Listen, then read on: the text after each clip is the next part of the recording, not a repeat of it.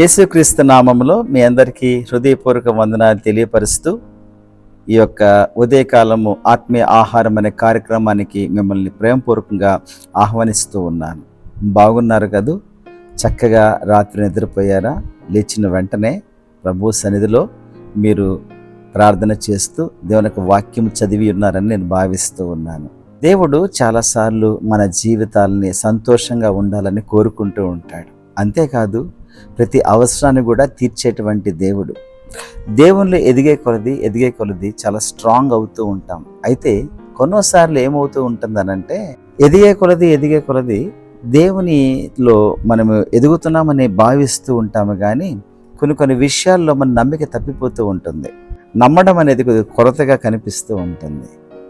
ఉదాహరణకు చూడండి, యోహాను సువార్తకి మనం వెళితే 11వ అధ్యాయం 40వ వచనములో యేసు ప్రభుల వారి ఈ రీతిగా అన్నాడు. అందుకు యేసు, నీవు నమ్మిన ఎడల దేవుని మహిమను చూతువని నేను నీతో చెప్పలేదా అని ఆమెతో అనెను. ఇక్కడ మరి సహోదరుడు లాజరు చనిపోయిన తర్వాత మార్త మరియమ్మ ఇరువురు చాలా బాధపడ్డారు. అటువంటి సమయంలో మరి ప్రభువు అన్నాడు, పునరుద్ధానమును జీవమును నేనే అని అన్నాడు.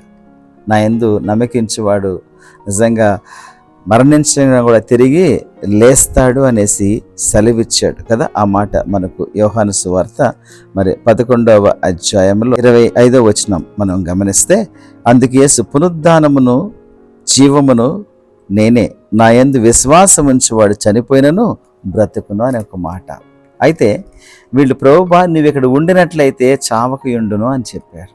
అయితే ప్రభు అంటున్నాడు, నువ్వు నమ్మిన ఎడల దేవునికి మహిమను నువ్వు చూస్తావు. ఈనాడు మనం చాలాసార్లు మన జీవితంలో అల్ప విశ్వాసం చోటు చేసుకుంటూ ఉంటుంది. కొన్నిసార్లు విశ్వాసం లేని మూర్ఖతరం వారిలాగా మనం భావిస్తూ ఉన్నాం. శిష్యులు కూడా యేసుప్రభుతో ఉన్నవారే అయినప్పటికీ కూడా కొన్ని సందర్భాల్లో వాళ్ళు నమ్మిక తప్పిపోయింది. కాబట్టి చాలాసార్లు ప్రభు వారిని హెచ్చరిస్తూ, విశ్వాసము లేని మూర్ఖతరము వారిలారా ఎంతకాలం మీతో ఉండును అనేసి బాధపడ్డాడు. పేతురు విషయంలో అయితే అల్ప విశ్వాసి ఎందుకు సందేహించావు అని కూడా సంబోధించాడు.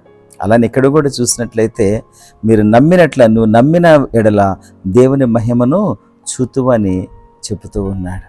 ప్రియ సోదరి సోదరుడా, కొన్నిసార్లు విశ్వాసంలో సన్నగిలిపోతూ ఉన్నావేమో, నమ్మిక ఎంచటంలో మరి నిజంగా నువ్వు చాలా దూరం వెళ్ళిపోతూ ఉన్నావేమో. బహుశా కొన్ని ఒక సంఘటనలు నీ జీవితంలో జరిగినప్పుడు నీవు వాటినే దృష్టి చేస్తూ ఉన్నావు కాబట్టి, వాటినే చూస్తూ ఉన్నావు కాబట్టి నమ్మిక పోతూ ఉన్నది.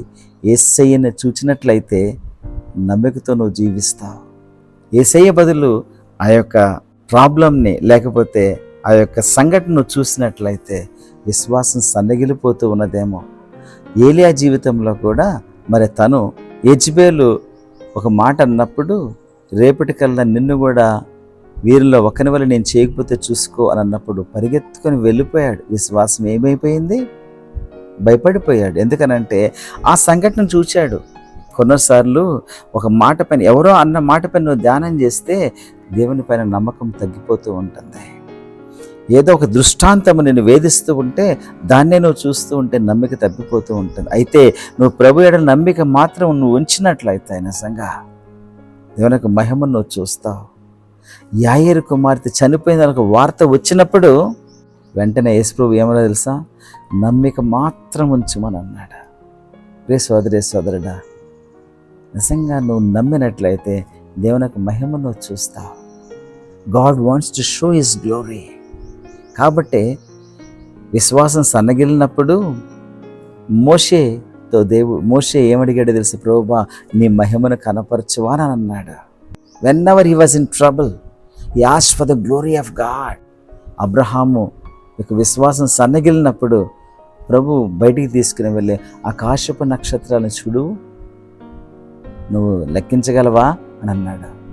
లెక్కించలేము. ఇసుకరేణును నువ్వు లెక్కించగలవా? లెక్కించలేను. అంతగా చేస్తాను, దిగులు పడకు, భయపడకు అని అన్నాడు. ప్రియ సోదరి సోదరుడా, నమ్మిక తప్పిపోకుండా గట్టిగా పట్టుకో. నీ నమ్మిక సిగ్గుపరచనివ్వదు. నమ్మిక యేసు ప్రభు పైన ఉన్నట్లయితే ఆ నమ్మిక ఏనాటికి కూడా నేను సిగ్గుపరచదు. అటువంటి విశ్వాసంతో ముందుకు సాగిపో మిత్రమా, సాగిపో. దేవుడు నీకు తోడుగా ఉంటాడు. నీ జీవితంలో జయ జీవితం ఇస్తాడు. నీకు చక్కటి ఆదరణ ఇస్తాడు. ఆయన నమ్మినట్లయితే నిజంగా చాలా దూరం నిన్ను తీసుకొని వెళ్తాడు. చక్కటి జీవితాన్ని ఇస్తాడు. నమ్ముదామా? రండి ప్రార్థన చేసుకుందాం. ప్రేమగల మా దేవ, కృపగల మా రక్షక, మీకు వందనాలు, స్తోత్రాలు. చాలాసార్లు ప్రభువా యేసయ్య మా జీవితంలో నమ్మిక ఉంచుకుంటా కొన్నిసార్లు అల్ప విశ్వాసం ప్రదర్శిస్తూ ఉంటాం. క్షమించండి తండ్రి. సంపూర్ణమైన నమ్మకంతో మీపైన ఆనుకునేటువంటి వారంగా, మీ కౌగిల్లో హాయిగా మేము దాచబడేటువంటి వారంగా, నాన్న మీ ఒడిలో హాయిగా నిద్రపోయేటువంటి యొక్క సమాధానము మాకు ఇస్తున్నందుకు మీకు వందనాలు, స్తోత్రాలు. ఏ ప్రాబ్లమ్స్ అన్నా నువ్వు చూసుకుంటావు తండ్రి. నువ్వు ఉన్నావు. ఎటువంటి జీవితానైనా సరే మార్చగలవు. ఎటువంటి నడి సముద్రంలో కూడా దారి చూపించేటువంటి గొప్ప దేవుడు కాబట్టి మీ పైన నమ్మిక ఉంచి ముందుకు సాగిపోయేటువంటి అనుభవంలోకి మమ్మల్ని తీసుకొని వెళ్ళండి. ఈ దినాశీర్వాదాలతో మా శ్రోతలందరినీ దీవించండి. ప్రతి అక్కనే మీరు తీర్చవలసింది వేడుకుంటున్నాం.